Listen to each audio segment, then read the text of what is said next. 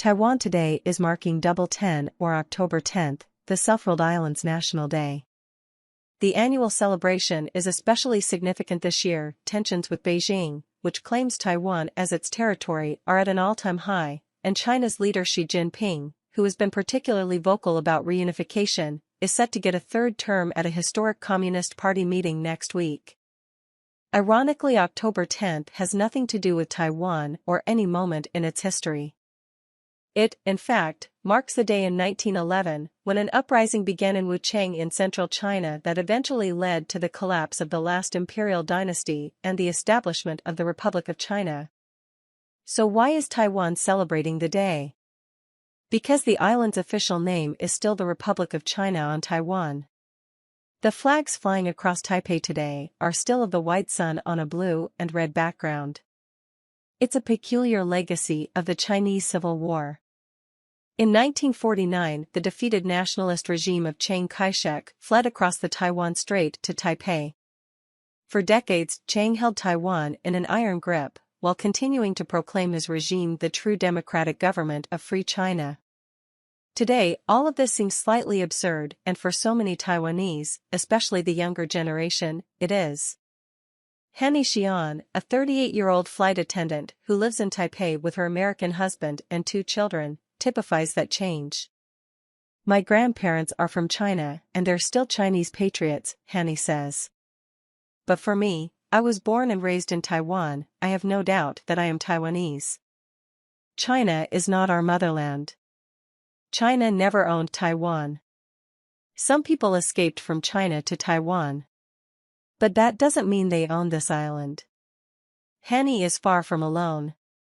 Opinion polls this year suggest that 70% to 80% of people here now consider themselves Taiwanese. That is a significant increase from a decade ago, when around half the population still said they were Chinese. This trend has not gone unnoticed in Beijing, and it is retaliating.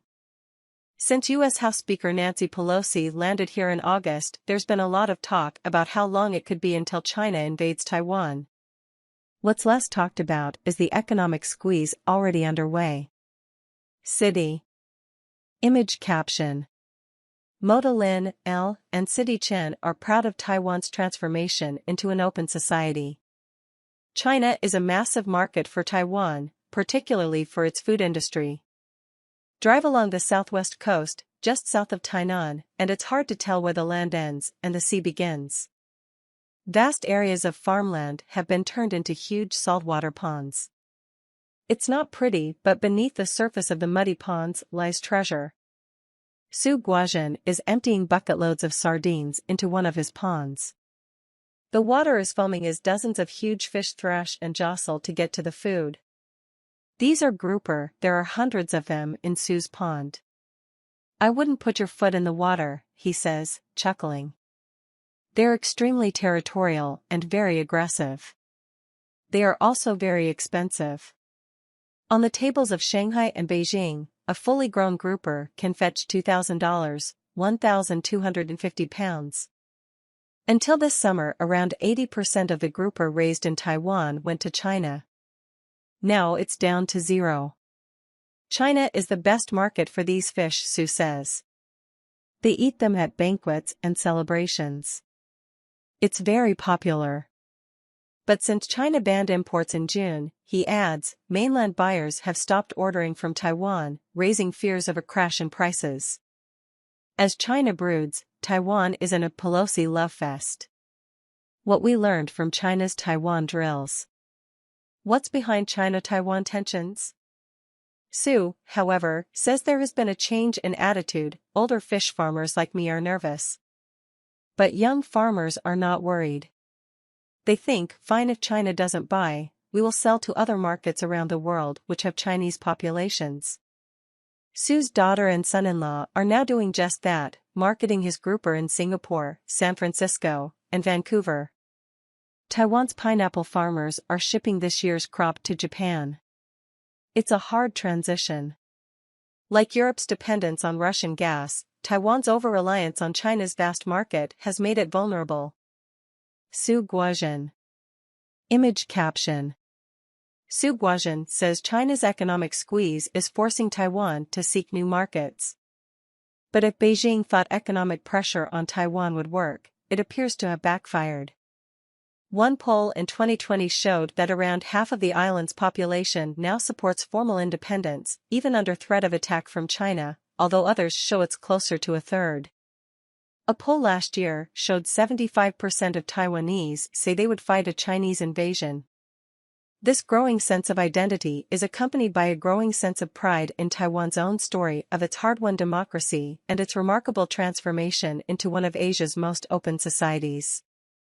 To them, the threat from China is not just a threat to Taiwan's political leadership. It's a threat to all the rights and freedoms its people enjoy. It's the only place in Asia where gay marriage is legal. Being gay used to be something you kept under the table, says Moda Lin. But now we are out in the open. And people's attitudes have changed now that the government has accepted and recognized us. She lives in southern Taipei with her partner Sidi Chen and their adorable 2-year-old daughter Linchen. The apartment's walls are covered with family photos.